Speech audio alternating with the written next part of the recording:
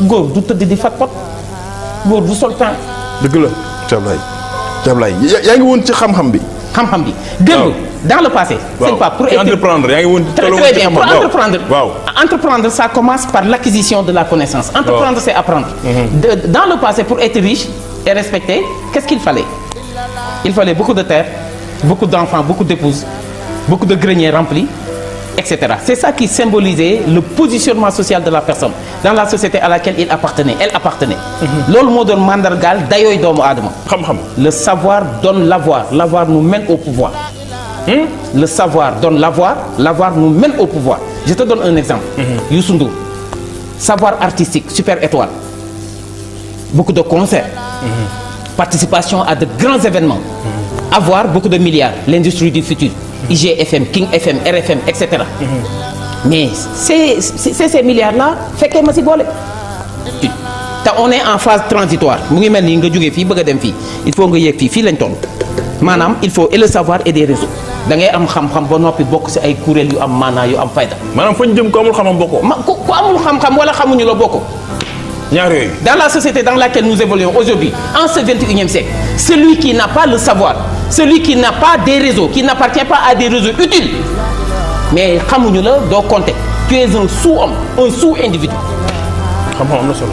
xam-xam mooy lépp xam-xam mooy tabax àddina. moom la arab bi waxoon ni xam-xam ay fekk ku kenn tegul fenn mu yëkkati ko ba ca kaw. Seydi Hadji Malick wax na ko. réer fekk ku ñëpp tegoon ca kaw moo ci ko ba ci suuf. sa maam Alaaji Ahmad Baro Njëgeen bi mu jógee Saalum ñëw Thiès dani damay wuti loo xam ni su ma si nee ñiig sama loxo bàyyi mbokk bàyyi alal bàyyi suuf bàyyi nguur daal di jaar fi mu jaar ba ni mu accès Tëngéej def fa 20 ans mais destination finale la mooy Kër Mamélage ñu ne ko looy wuti mu ni nit da ngay xam li ngay dunde damay gàddaay wuti loo xam ni bu ma si tegee sama loxo addina dina defaru yomal xiyaam dina defaru ñu ne ko loolu la lan Njëgeen Mamas mu ni mooy xam-xam gis nga sëñ Pape waaw bâtiment bii ñu nekk nii bu piliers yi dëgërul woon poto yi ak fondation bi est-ce que dina fi mën a nekk loolu mooy xam-xam moo téye àddina le bâtiment de ce bas monde est construit sur les piliers de la science et du savoir te demain on est en phase transitoire il faut appartenir à des réseaux sëñ Pape xam nga ni man tey ji bu ma amee événement tey ji dinaa louer ay chaises louer bâche louer matériel de sonorisation mais ñay toog ces chaises du ma leen louer ku si nekk li nga seq ak moom moo koy indi yenn saa ay dossier di nelaw des fois tu as un dossier que tu dois traiter qui dort dans le bureau d'une personne qui a fait là-bas des années des mois etc. mais c'est un coup de fil d'une relation qui réveille le dossier là et il est traité en urgence en catimini. Macha Allah. donc je lance un appel à la jeunesse. waaw amul taw budul sewet amul guddi gu bëddul set c'est pas. ndeysaan amul taw budul sewet taw lu mu fort ak lu mu yàgg ak lu mu daaneel ay tabax si tekk lay mujj. guddi loo fanaanoo xiif fanaanoo feebar fanaanoo wàccu fanaanee mar bët dina ma sa set kon rikkiwaay bu robinet bi tëjee bul naan potit ndax robinet dina ubbiwaat nit da ngay tàmm am sa ngërëmal baay am sa ngërëmal yaay bayre mooy baay bu ree sëriñ bi nga xam ne ay taalibeem seen waajur dañ leen a gërëm mais sëriñ desutu waajur la moom. kon gërëm li waajur yi moom mooy peut-être mooy lépp sa xanaa. mais c'est la base c'est le fondement bu la ginnaaw bu la sa ay waajur gërëmee ba noppi ngay ànd naam ak say moroom ngir wor ma mais nga wut ay mag yu baax yu ragal yàlla yu seen jikko set ak seen xol nga làqatu si seen suuf lu ñu mosal la si. moom professeur nee na mag mu baax mu la jàngal àdduna ci làmmiñam moo ëpp doole jàng téere. mu ngi noonu su ko defee bu sa xeeb ngàddu guro bu sa xeeb yëkkatil ko dram bu sa xeeb bokkal ko ay marakisam bu sa xeeb xiimal ko ataaya bu sa xeeb jëndal ko butéelu Coca-Cola. mag bu xol ba ubbeekoo daf la koy dugal lu mu mosal la si. man ça fait partie de mes secrets man dama am ay mag ñu baax ñoo xam ne gëmewuñ ma laaj ko waa Kër Mama Lay man sañ na daan jiitu kasaas di fa def ay 5 jours 4 jours di dem di déblayer le terrain sa la daan bokk responsabilité rek moo tax dematuma jiitu ji. léegi après entreprendre donc xam-xam boo ci jógee fit bi yëpp nga ko. waaw il faut la formation mooy xam-xam bi. après la formation. mais c'est là après la formation c'est la nu ñu koy waxee le fait d'aller chercher les papiers idoines. C'est la formalisation. Les 3 F. Formation, formalisation, financement. Pour entreprendre, il faut les 3 F. La formation, la formalisation et le financement. Formation mooy lan ci wolof. Formation mooy tàggatu am xam-xam bi ñu doon wax sànq. Waaw. Mais tu ne peux pas être entrepreneur si tu n'as rien dans la tête. Il faut avoir une tête bien faite pour entreprendre. C'est ça la formation. C'est-à-dire, et dans la formation, ben, c'est un apprentissage. Aussi bien des connaissances établies de manière rationnelle, mais l'apprentissage de la vie. Il faut allier savoir-faire et savoir-être. Je marche sur la jambe du savoir-faire et sur l'autre jambe, c'est la jambe du savoir-être. Savoir-faire ci wolof. Savoir-faire mooy man-man. Savoir-être mooy jikko ju rafet. Mais sëñ bi lu ne nit dina ko toroxaale ba mu des ñaari biir. jikko ju baax ak xam-xam. lu ne nit mën nañoo boole nit ak lu mu am. toroxal ko ba mu des ñaari mbir. jikko ju rafet kenn du ko am di torox xam métier kenn du ko am di torox. métier kenn du ko am di torox donc après avoir acquis la connaissance. Waaw. Après m'être formalisé, après avoir trouvé de bons financements, maintenant le sens de l'audace, le culte de l'innovation, la culture de la qualité, le sens du travail bien fait. yaa ngi dégg la motivation optimale des RH parce que quand une personne n'est pas motivée elle ne fait que émarger. Communication.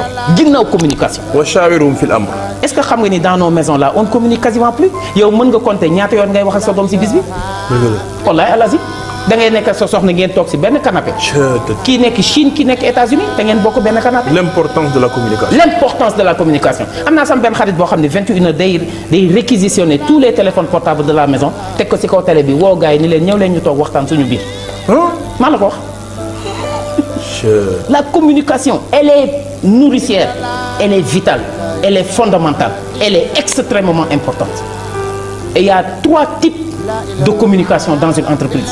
La communication interne, la communication externe et la communication hybride. Communication interne, c'est le recrutement. Le recrutement. C'est la formation. C'est l'information. C'est l'implication. C'est la négociation. C'est l'intégration. C'est la rémunération. C'est la motivation. C'est le partage de l'information. Parce que dans une entreprise où ça ne communique pas, les cœurs et les esprits étouffent. Parce que la nature a horreur du vide. maanaam wax ko ci wolof. maanaam entreprise boo xamante ne si duñu diisoo di waxtaan ak yooyu diisoo di waxtaan duñu nangam. waaw. mais ku nekk da ngay créer sa information bopp te ba noppi climat bi day étouffé. mais Cheikh Ablaye xanaa loolu doxoon yàlla wax yonent bi ko wa shaawirum fil amr. day diisoo ak gars yi. yàlla yonent bi la ko wax moom. mais ci gën ñëpp. Sidna Omar bu ko Rasulullah sallallahu alayhi wa sallam waxaan danaan ko ndax lii si yow la jóge wala si yàlla la jóge bu nee si yàlla mu ni indiscutable maanaam mënuñu ko discuter. mu ne ko ci man. si man mu ni ko am naa si xalaat. maanaam diisoo. chef d'entreprise boo ko wax sëñ boo def naa ñu dàqal.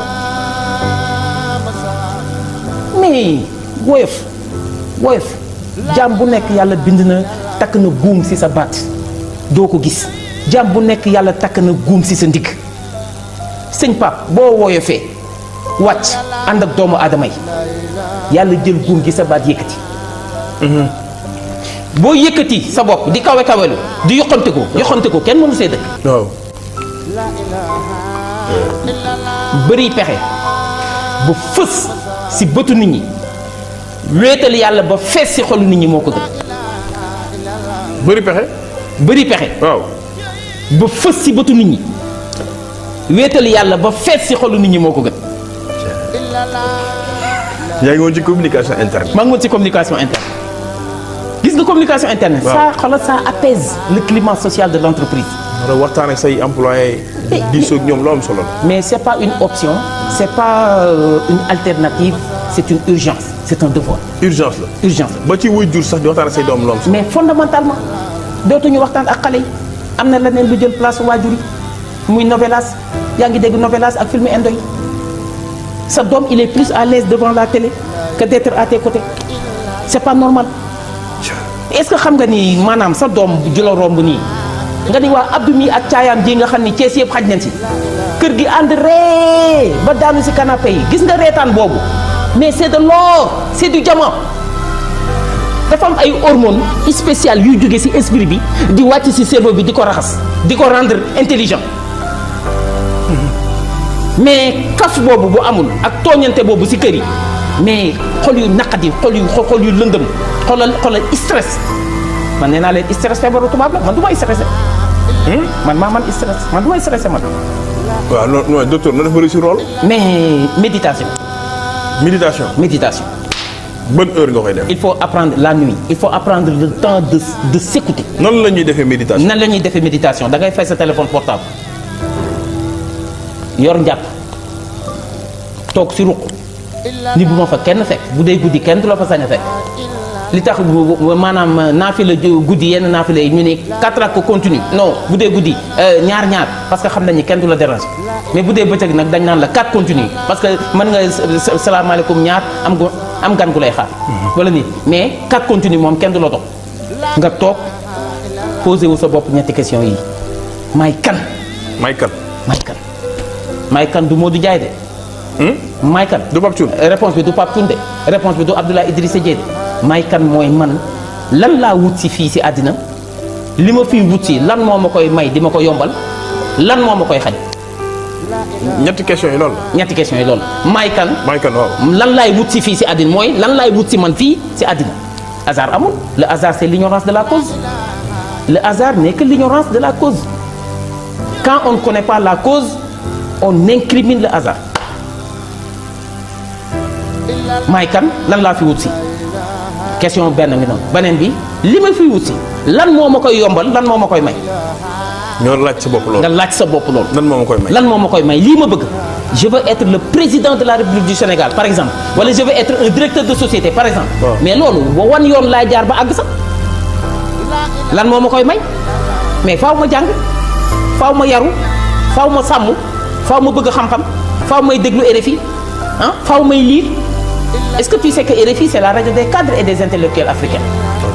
wax nga ma ko dem. waxoon naa la ko dem. la lecture ben ça développe la maîtrise de l'orthographe. Quand je lis je photographie les mots au besoin de les réécrire ils sauteront tout seuls. nee naa la chantier bi gën a mag jamono ji ñu toll nii. mooy sa bopp. léegi mooy lan après lan laa fi wut si nan laay def ba am ko. nan laay def ba am ko waaye. yaa ngi ci méditation bi fu mu toll noonu. maa ngi ci méditation. waaw waaye lii ma bëgg. waaw mais lu ma koy xañ. lan moo ma koy xañ. lan laay def ba ñàkk ko. lan mooy li nga xam ni bu ma ko defee wan yoon wi nga xam ni su ma fa jaaree mais li may wut du ma ko am sa xel daf la koy jox parce que quand tu médites tu te dégonfles lorsque tu médites dafa mel ni bal boo peeral xam nga ngelaw la dem. waaye beneen ngelaw lu bees mooy ñëwaat gis nga boo méditer ba pare. waaw beneen nit ngay nekk. lan moo ma koy xañ. lan moo ma koy xañ. après loolu nga identifier ko. di ko moytu nag. di ko moytu. foo toll di ko moytu am ñaar yooyu ci sa kanam. may kan lu ma fi wut si lan moo ma koy may lan moo ma koy xañ. te loolu boo ko defee. volant baa ngi noonu. te surtout Pastef. Le mot Pastef. Je ne parle pas du parti Pastef je parle de Pastef en tant que yitte maanaam volonté. est-ce que xam nga ni kër gu mag. waaw tey ma wax la lu yéeme. waaw sama trondoo Cheikh Abdoulaye Dieng moo ma ko wax. waaw dañoo nekk Dakar di waxtaan benn bi mu ne xam ngeen lu tax kër gu mag kër Sëñ Tuubaa gi nekk kër gu mag am 12 buntu. waaw mës ngeen gis kër gu am 12 buntu ñu ne ko déedéet jéem a sàmm mu ni kër gu mag kër Sëñ Tuubaa 12 buntu la xam nga lu war a 12 buntu yi ñaar la woon. mais maam Cheikh Ibrahima Fall suñu maam ju baax jooju bu ko Sëñ Tuubaa masaana woo ba mu ñëw bu ne ko Ibra Fall mu ne ko Naam Mbàkke mu ne ko kaay mu yónni la bërëb sàngam seen pap du wiiri sa buntu kër nga de pour jël direction ba de. waaw bàkkaar la ko jàppe maa la ko wax. yow sa fii ku tedd ko joxoñ fii. waaw lu fa mën di nekk dina fa jug Babul Mouridi. Pastef. bu dee garaba dina la mbëkk nga daanu bu dee miira dina la football nga daanu ku tedd ki gars yi jug bëgg a defaraat bëgg a bàyyi leen muy aw yoon. bàyyi leen muy aw yoon. bu ëllëgee. ku ñëw mu seede. bu ëllëgee mu yónni ko beneen côté. bu ëllëgee mu yónni ko beneen côté ba kër gu mag am 12 bunt.